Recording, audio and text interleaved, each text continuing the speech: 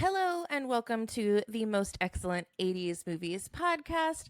It's the podcast where a filmmaker, a comedian, and a podcaster invest so much of themselves into the world of 80s movies that we think we love or might have missed with these our modern eyes to see how well they held up or if the bathtub is indeed falling through the floor. This is The Money Pit, a movie selection from 1986.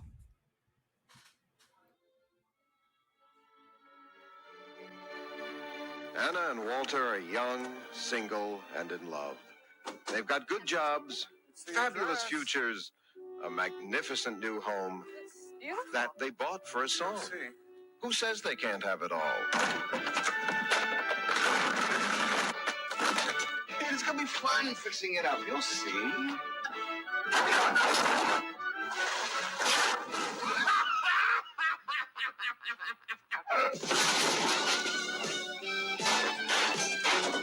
Look, this is an old house. It's gonna need some work. $5,000? That's just a deposit. A little work.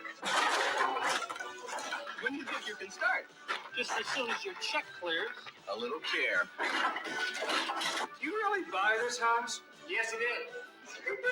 A little imagination, and it's gonna be great. Oh, no, mister! Hey, Mr. Fielding, don't worry about a thing. Okay, Harry, let's do it! The Money Pit. If they've got what it takes, it's going to take everything they've got. Coming this Christmas from Universal Pictures. I did not realize this was a Christmas film. I think some people's Christmas feels like it. yeah, for sure. One disaster after another. Absolutely. I am Krissy Lenz, director of the Neighborhood Comedy Theater and resident podcast comedian. And with me, as always, is filmmaker Nathan Blackwell. Hey, everyone. Glad to be back. And today we are so happy to have our recurring guest, podcaster and wonderful person, Andy Nelson. Why, hello, and I'm so glad to be back talking about this movie with you two. What was the last one? Was it RoboCop?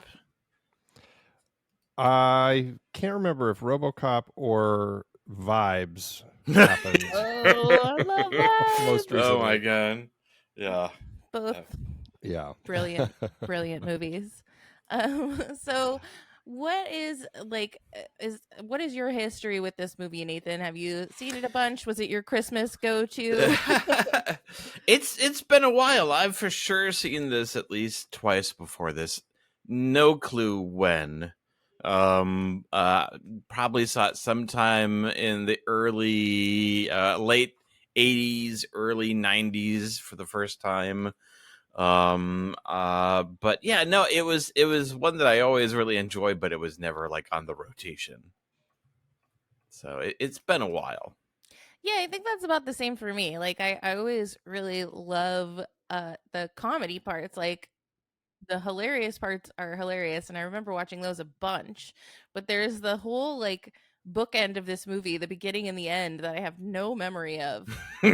Well, I think one of the reasons maybe why kids, this wasn't in the kid movie rotation is because it's ultimately, and we'll get into this later, about adult anxieties, which I didn't really start getting until I was like 35. Yeah, for sure.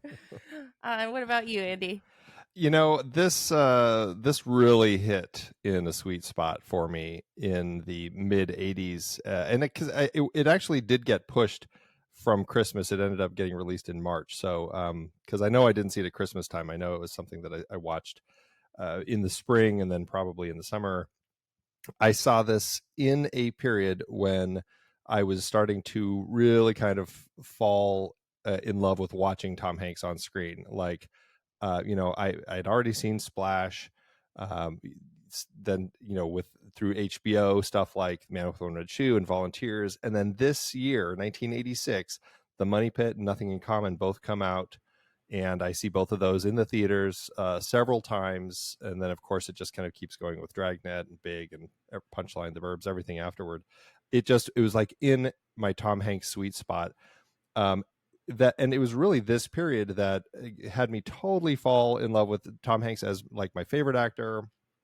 I got movie posters from everything that he did through this period. I had them all hanging on my walls, and I saw them a lot. And The Money Pit I had seen a bunch of times, and I actually watched it fairly recently, showing the kids and the family. And so it's a film. Yeah, I've seen this a lot. Yay. Lots and lots. Yeah, Tom Hanks was great for us as kids because he was so goofy, you know? Yeah, like he was like an accessible adult. Yeah. Goofy And charm. He's goofy yet grounded in a way that I think is like, you know, sort of essential to his magic, because, you know, in improv we talk about scenes as needing like a logical character that is grounded in reality, and then an absurd character that can take you all the different you know, wacky places you need to go. And somehow Tom Hanks is both of those at the same time. Like he manages to seem like very serious, like he's the adult in the room, you know, like you mentioned Splash, where it's like he's the responsible person, and yet he also is the guy who has a mermaid in his bathtub. So he's like kind of both at the same time in a way that really works. Which, like, for me, and I love this movie, but there was something about the chemistry with Shelley Long that, as an adult watching it, felt odd. There's something about it because she is kind of that way too. Like, she is a very logical, you know, sort of her, you know, Cheers character. She's always like the smart person who's tisking the immature people, and just that energy with Tom Hanks felt weird to me. It felt like too much of the same thing, whereas like I prefer to see her in like a True Beverly Hills kind of energy where, you know, she's more the, I don't know, did you guys have any thoughts about that at all, their chemistry? I really liked her chemistry with him because, and maybe it's because this was one of those stories where it wasn't so much about like a crazy character, so much as like crazy happenings happening to them. And so because of that, like I felt the pair of them as kind of like people that I could connect with in some way, who seemed like they wanted things to be, you know, going well. Everything just happened to them. And so that made it, you know, for me, it ended up working a lot more, just the fact that I had the two of them. And, you know, I don't know, maybe it was, you know, from Cheers to stuff like True Beverly Hills and Hello Again and stuff like that. You know, I definitely was a Shelley Long fan. Yeah. Also, I love Hello Again. We got to do that one next. Hello Again is a fun movie. Yeah. Bonkers. Yeah.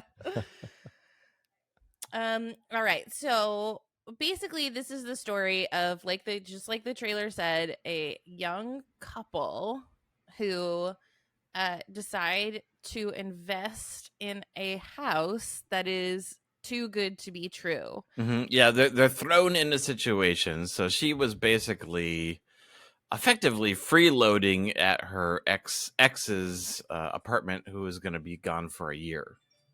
And here's what I love about, and this is an 80s movie trope that I wish we saw more of, is that like really a lot of people who we got to see in movies had careers in the symphony. Like we were well, there's another Tom Hanks one because he had a career in the symphony in The Man with One Red Shoe. Yeah, like weird connection. The 80s just thought like, oh, what do fancy people do? Oh yeah, they're in the symphony orchestra. That's they go. It's like that higher than blue collar, not quite exactly rich yet, but just kind of like a fancy little excitement. Not businessy. They carry a cello into the city and artistic but successful, like very New Yorky. And this is good like, to know, so I can, when I go to the city, I can just bring a cello with me, so people see me and assume, oh, there's a classy person. Yeah, you need a cello and a scarf and like an oversized gray jacket.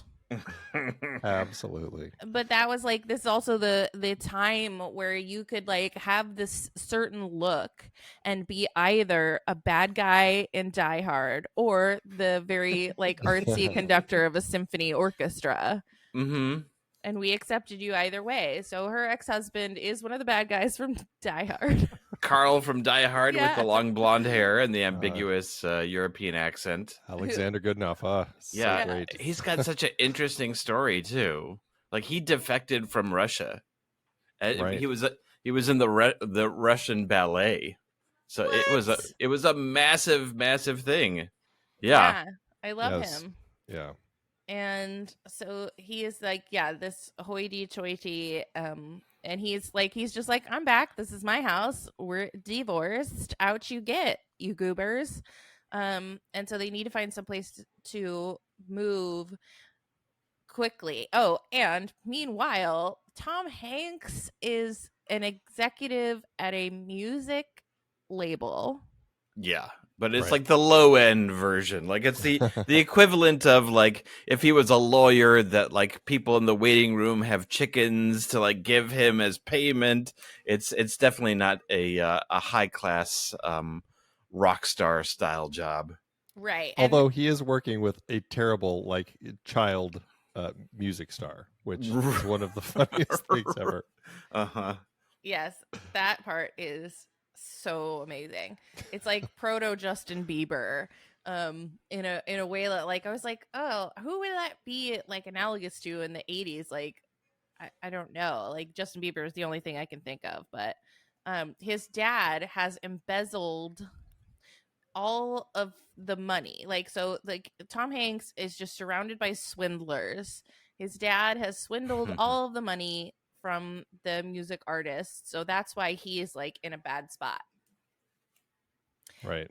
And they somehow get let into this like mystery house that's like in the country, sort of. That's this like gorgeous, beautiful, huge, magical estate that they can buy. But it's like a fire sale. You have to buy it now, but it's really, really cheap. Mm-hmm. And they're again swindlers. So there's this like older lady who's like, my Carlo is like, she sort of makes it seems like he's an escaped Nazi. Yeah, totally. Yeah. Well, Hitler's pool boy. when you meet him at the end, I don't think we're far off from that. Yeah. And like she's got to go because like they're chasing him to like make him pay for being a Nazi. So it's like only by candlelight can they see this house. But like, what's the big deal? It's gonna be so cheap. Just give me all the money right now, and I got to get out of here. That's right. Mhm. I'll throw the car in. I'll throw everything in. It's just Yeah. Take it all. I'm on my way out. And so then in the harsh, so they decide to jump on it, and in the harsh light of day, it's revealed that this house has many problems, and then the real movie begins. Yeah, it's that kind of classic, like, oh, this doorknob pulled off. Oh, we can fix that.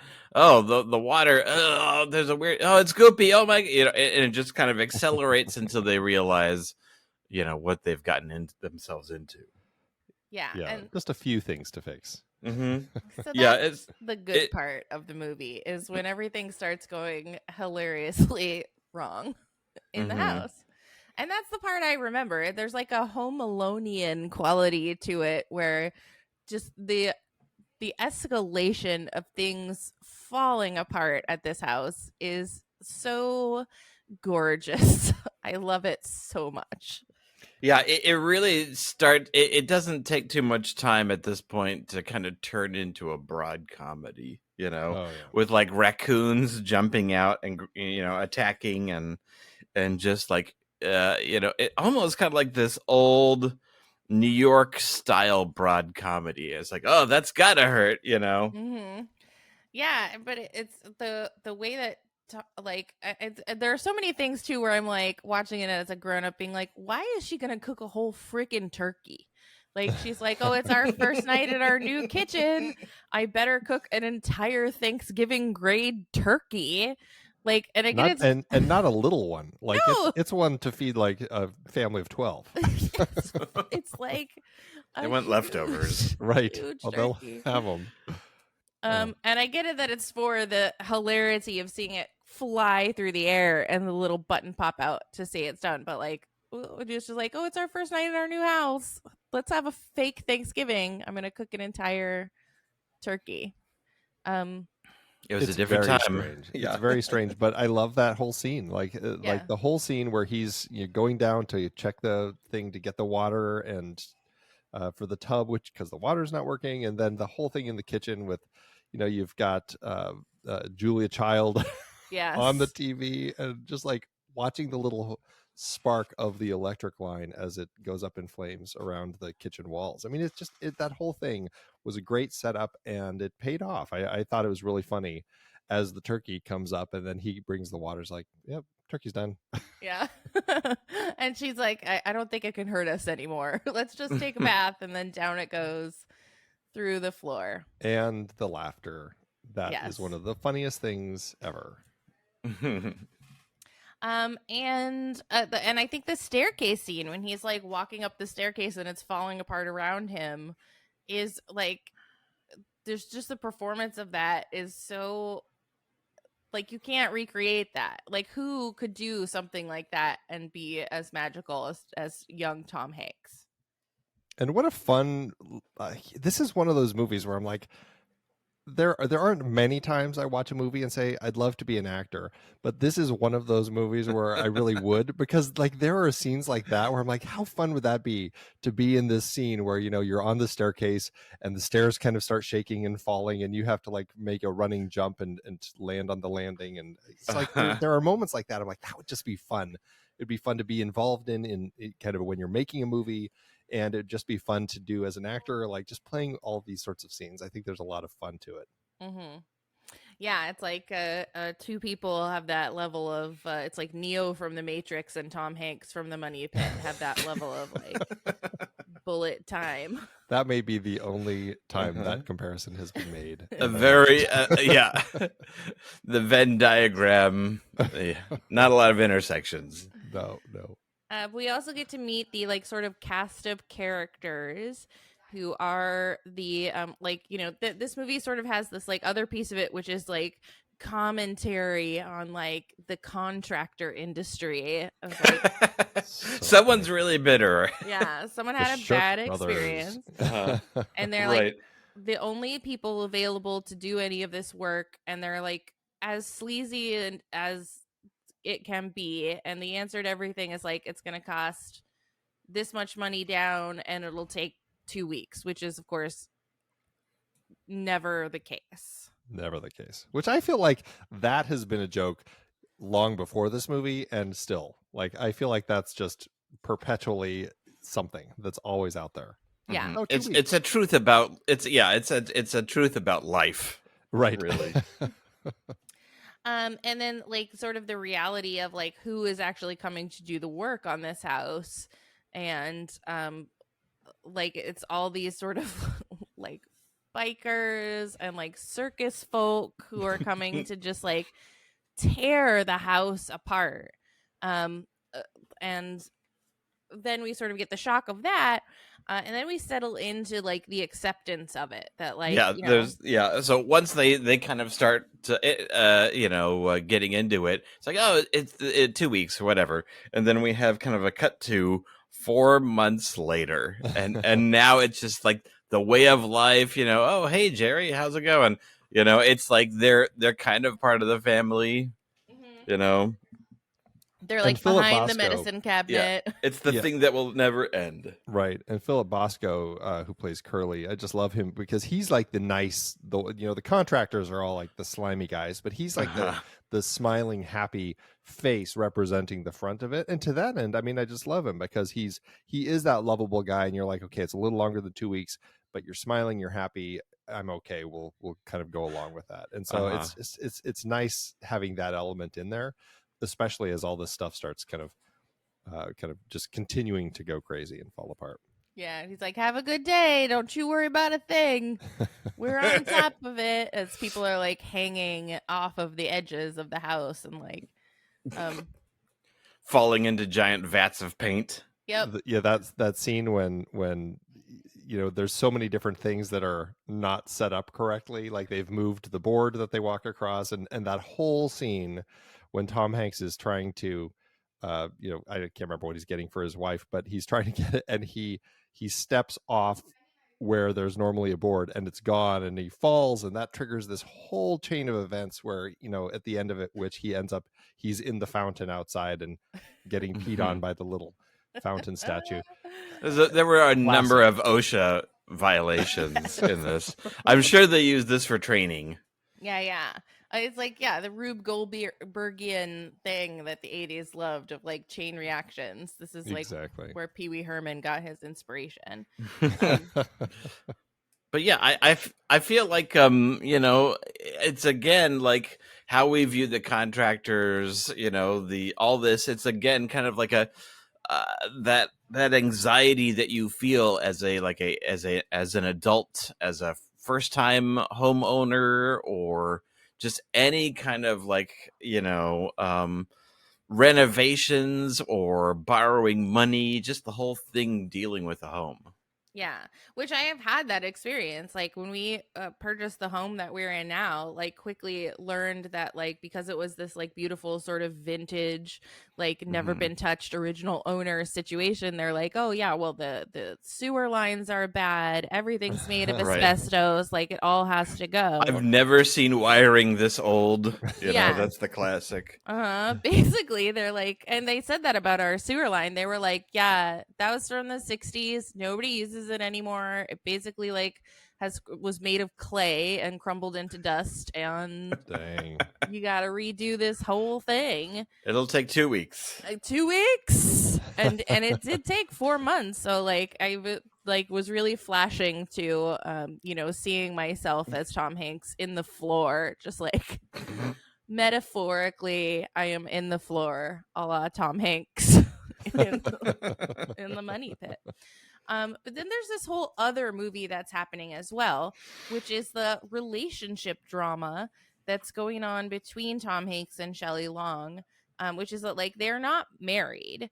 And like there's a lot of debate over whether they will get married or even want to get married. Well, he wants to get married. Yeah. And I mean, you know, he's proposed right at the start of the film, and apparently it's something that's recurred quite a bit. And she's, I think because of the issues she had with her ex, Max, that she's just, you know, very reticent to do it all over again. And, you know, it's that whole marriage fear thing. You know, it failed once, I don't want to do it again. Yeah. Which was like a real trope of 80s movies as well. I mean, and I guess it like hasn't gone anywhere, but you know, of like someone in this relationship is really anti-marriage. Yeah.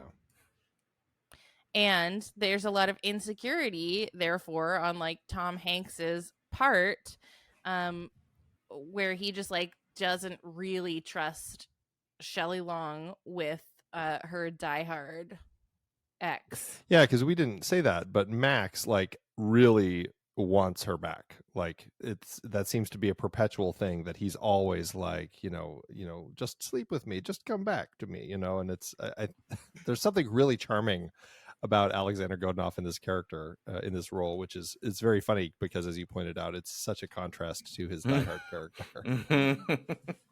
Although part of me wants to imagine it exists in the same world. Yeah, this is before his brother was killed and he got so angry. Right. And he's like, you know, you can tell he's not a good husband, and that he's not a good partner, but that he just like is this charming like person who's like, but I love you. Isn't that enough? And it's like, well, not really. Like, you know, I've got this like sort of practical music executive boyfriend, and we're investing in a home. But they keep needing money. Of course, they need more and more money. And so Tom Hanks goes to his Justin Bieber, who's like, I looked that kid up and he's like not really in anything else. Bernie. Yeah. And he's like, or no, it wasn't Bernie. It was Benny. Benny. Right, yeah. And he's like this big client of the music agency who's like this weirdly adult little kid. It's like the weirdest thing that you're just like, someone came up with that. But like that kid, I was like, who is that kid? I know I've seen him in something else. and I kept looking it up, like, and there's all these things, like, if you look for it, it's like, who's the rich kid in the money pit? And it's like, nobody knows. Yeah, he did a couple episodes in Punky Brewster and an episode on Webster, like all in this window of time, but that was it. And I just got to say, I mean, that's one of the funniest things that I still think about with this movie is when Tom Hanks yells at him and like Benny's guards like get their guns ready. Yeah. He's just like, you'll give me that money or what, huh? Or what? I'll not like you anymore. And Yeah, it's almost like a scene out of Big. Yeah, for sure. it is one of the funniest things though. And I feel like that's a weird, like probably a truism with some of these people where it's like, that's what they really want. Like the fact that they need you to like them. Right? Yes. Oh, very much so. Yeah, I can speak to that 100%. It's like, yes, we need to be loved. Yes. We need your approval, and that is the most valuable thing. But so Shelley Long's solution is to go, of course, to like resettle some of the assets with her ex, and then there's all this like, oh, like they have some drinks. She's obviously very stressed, like tensions are high with Tom Hanks. And then we get into this, like, did she sleep with him? Did she not sleep with him? Does Tom Hanks think that she slept with him? Does she say that she did, even though that she didn't? And is this like the end of their relationship? Yeah.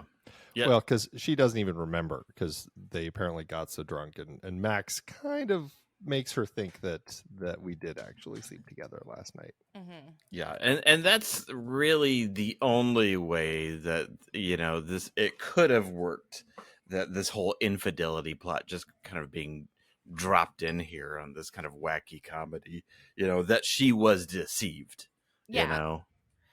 Yeah, like she was deceived. She wasn't sure, but then she also plays that game with him where she's like, what if I did? You know? Mhm. What if? Like, what's the big deal, Tom Hanks? You know? And it becomes this thing of like, is that the deal breaker for you? Well, and they have that great scene like on that stormy night when she kind of confesses and he's like, it's okay, it's all right, we're fine, we'll work through this. And then he like wakes up and realizes, and he's like screaming at her, you slut, and all this. And so yeah, it's I mean, I think it was a big turn, and I think, you know, it was one of those emotional, you know, relationship things where you can, you know, it Mhm. there are issues now, and so it Yeah. but you know, I think that goes to, and it's a little on the nose, but I still like it when Curly's like, you know, as long as the foundation is good. Uh-huh. Yeah. Yeah. If you're wondering what the theme was, you guys, It's Right. foundation was good. the foundation. And that's okay. That's okay. Is it? Yeah. Right. But Shelley Long really does become the anchor, you know, the emotional anchor, especially at this point in the movie, because I could see a lot of different ways that this could have just bucked the audience and not worked for them. You know, you can kind of feel it, like where the roller coaster is veering really hard to one side, but I feel like Shelley Long in particular anchors it, you know, especially that there was that close up of her, you know, right on her face as she like slams the door, and then we just we're there, you know. Yeah. I forgot it's, you know, just a lot of her roles were back in the 80s, and I really forgot, you know, just how good she was. Yeah, she's great, and she like really has some comedic chops, but like clearly like has a lot of emotional connection as well. Like, I love Shelley Long, yeah, but I'm like, this is not my favorite of her, but she's still great in it, so I'm not, you know, specifically complaining, and yet I am. It's very complicated, but as long as the You know- foundation is good. That's right. And so they decide that they're gonna like just stick it out. That, you know, once the house is finished, they'll sell it and like split the money and go their separate ways. Yeah. Which of course doesn't happen because The end. And they like, of course, everything works out. Like they decide that they love each other, and the house does get finished. And the button of the movie. So there's this like nice, beautiful ending where they've got the beautiful home, and like, of course, they've made friends of all. It's the friends they made along the way of the like circus people who fix their house. Mhm. And then the weird button of this movie is that Tom Hanks embezzling dad. So first we have to reveal that Okay. Max tells Tom Hanks or tells Shelley Long. Who would he tell? He tells Shelley Long that they Shelley never Long. actually slept together. That they never Right. actually. That's right. Okay, Right. so he tells her that they never actually slept together. Right, because she's like, And "Oh it's my God." obviously something that has kind of destroyed her life and is not really that much on his radar. Yeah. He kind of cares, but admittedly, he's It's also selfish. he's a selfish person. And that's his shtick, and that's why he's not a good partner.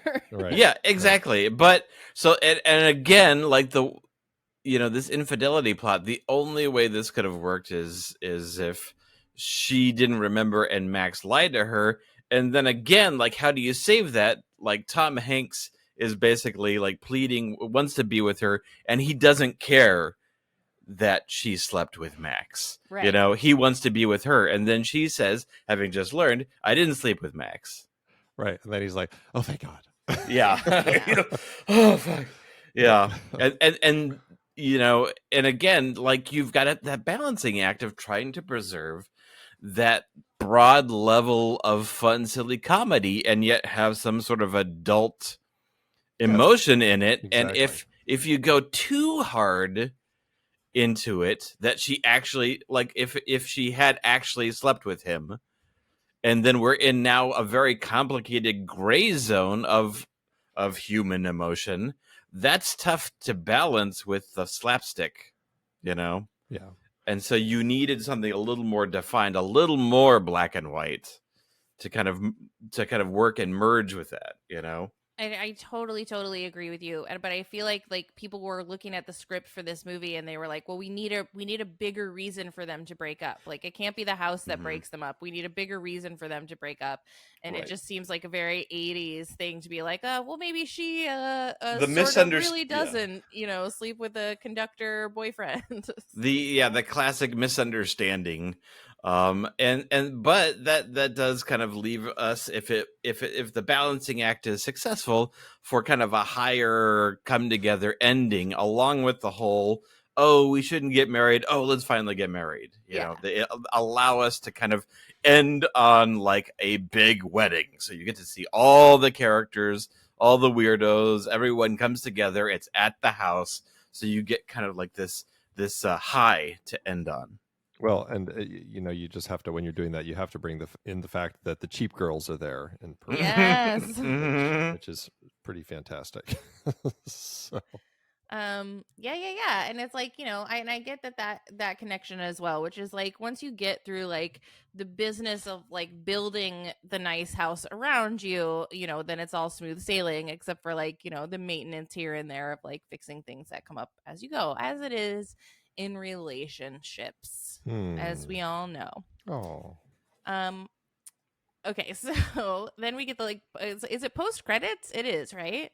No, it's at the end of the film. It's pre-credits. It's the button. It is.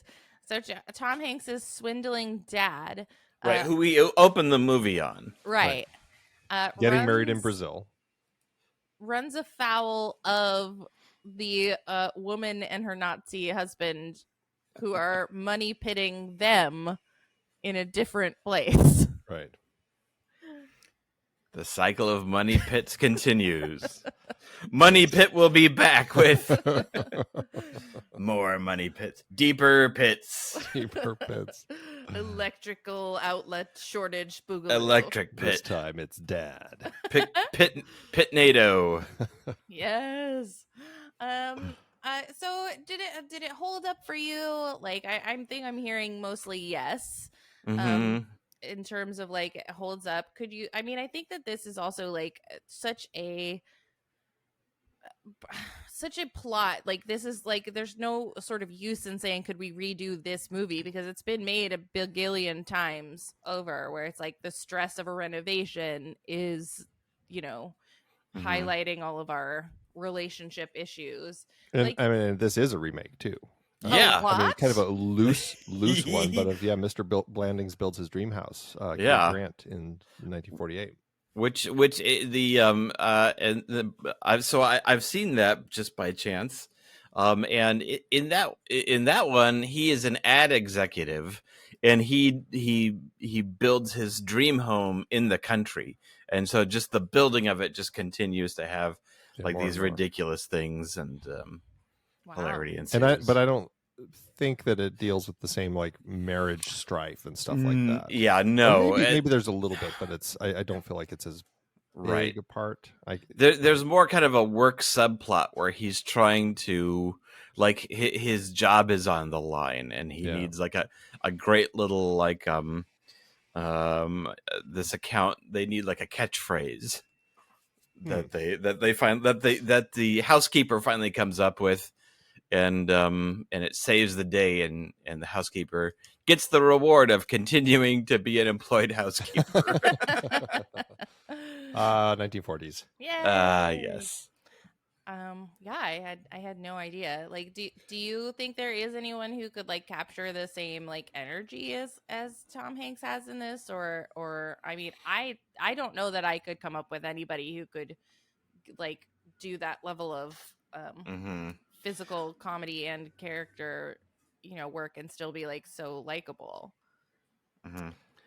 That's a trick. I mean, I feel like Yeah. I probably could, but gosh, I really have to stew on that. Like, who would be the person today who would work well to do that? I mean, the obvious answer is the kid who played Benny. Yeah, we gotta find him. Obvious answer. Let's track him down. That's right. For the so it's not an actual remake. It's a continuation. Yeah. Right. Exactly. It just goes on and on. All right. So on a scale of 1 bathtub through the floor to 10 bathtubs through the floor, how many bathtubs go through your floor for the money pit, Nathan? Oh, that's a good one. So I wrote down at the end of the movie, I wrote down an 8. Maybe if I actually like drilled down deeper, I also put underneath it 7.783. Nice. Oh wow! Very specific. I use a graph, obviously, and a calculator, and that's what I came up with. Yeah, no, I felt like having not seen it in so long, like it's fun. Like it really works. There's some stuff that's I wouldn't say that there's stuff that's questionable or doesn't hold up now in comparison to then. I think it's fun. Yeah, it's a good time. A lot of big laughs, that's for sure. Yeah. What about for you, Andy? Oh, absolutely. I'd give it an 8. It's I think that the comedy in it, I mean, it's always held up for me, and I've seen it. I think somewhat recently. I watched it with the kids, and I mean, they thought it was funny. I mean, it's just a very funny movie. It does have its issues, but I love the chemistry with Hanks and Long. I think they're great, and I just feel like this, just like Curly says, I think that this film also has a good foundation, and I think that's what makes it kind of stand up and hold up so well for me. Yeah. There's a lot of foundations in this. So much So many foundation. foundations. It's really about foundation. Yeah. Yeah, I think I went a little bit lower just because for me, like the sandwiching of like the relationship issues on top of just the fun of the comedy of the house, like I was like, oh, I didn't really think it found that balance that I wanted it to have. So I give it a 7, which is only slightly lower than you guys, but yeah. And I definitely think it's a fun rewatch and definitely rewatchable with the kids, although they all got bored when it came time to be like, did you sleep with him, did you not? They're like, okay, can we go play video games now? I was like, yeah, nothing else is falling through the floor. But I think it is definitely rewatchable. So what would your deep cut recommendation be? If you liked this, then I think you would like blank, Nathan. So it's not the perfect deep cut recommendation, but it's kind of like taking a certain, maybe an aspect of the Money Pit, more of the relationship, and maybe like the New York style comedy of it.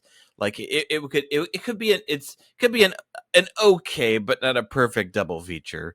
When Harry Met Sally, which I don't know, for some reason that just popped into my head when I thought about both the confluence of, you know, relationship comedy, and this kind of like New York style sense of humor. I don't know if that makes sense, but Well, that's what I'm makes sticking it with a it. deep cut. Yeah. Right. The threads are there. It's yeah. It may even defy my own logic, but that's fine. All right. What do you think, Andy?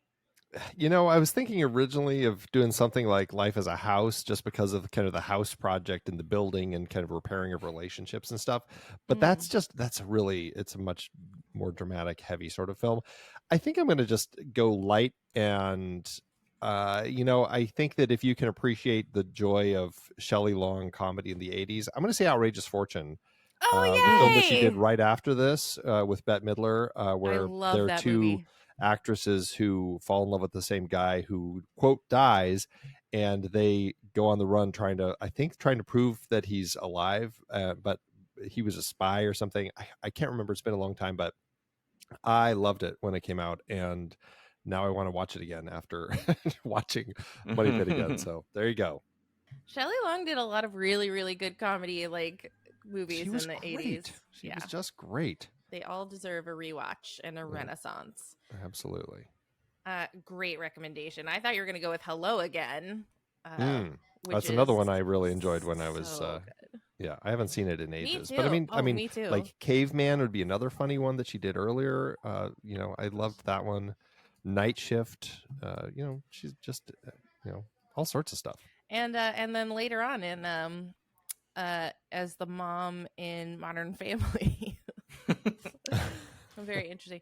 Yeah, that's awesome. I am gonna go the house route, and I'm gonna recommend Love It or List It, which is a show. It's like a home like renovation show where one of the hosts renovates the home, and the other host attempts to show them new homes to see if the family will choose to like love their renovated home or list it and move to one of the other homes that the new family has found. But it has all these like genius moments where the her Zencaster just exploded. We're back. There you are. And we're back. Yeah, I don't know what that was. But there's all these fun moments that everybody who loves HGTV knows about, where it's like, we want our 8,000 square foot house to now have 2 stories and a staircase to a basement. And they're just like, yeah, okay, sure. We can do that. So that's my recommendation. So let us know, Andy, what are you doing these days? Where can people find you? I am podcasting regularly about movies at the Next Reel on the Next Reel Film Podcast. We're actually, I'm not sure when this is coming out, but we're just about to start our 11th season. If you can believe that. Yeah, 11 seasons of movie talk, and our 10-year anniversary is actually coming up. So, but we've got an exciting year of movies that we'll be talking about for this season, all directed by women. Yay. And we're kicking it off with 80s comedy, actually tying in perfectly with what you do. 80s comedy with Coolidge and Heckerling. We'll be looking at some Amy Heckerling and Martha Coolidge movies. Yay. Excellent choices. So fun. Yeah, you can learn more at thenextreel.com. Cool. And where can everybody find you, Nathan? The usual squishystudios.com, where all of our projects and short films that have not been updated in the last 2 years can still be watched. The last 2 years have been like a house that's slowly falling apart underneath. Right. That's right. On the upside, there's at least 2 projects behind the scenes that I'm working on, and so I think those are going to be a lot of fun. I'm excited about that. Great. Awesome. I'm So? excited too. Cool. And of course, you can find me at nctphoenix.com, and for neighborhood, C for comedy, T for theater, and Phoenix all spelled out. And if you're in the Arizona Mesa area, you can come see me at an actual live comedy show. Woohoo! So thank you so much for listening. We appreciate you. Please do all the things that you know that you should do, but do we always take the time to do them? Do you like, rate, and review, and thumbs up and star, and recommend all of the podcasts that you love? We all know that we should, but do we? I don't know. Like, just give us a shout out. We appreciate you. And remember, when you're out there in the world, just be excellent to each other, and of course, Party on, dudes. Wee wee wee.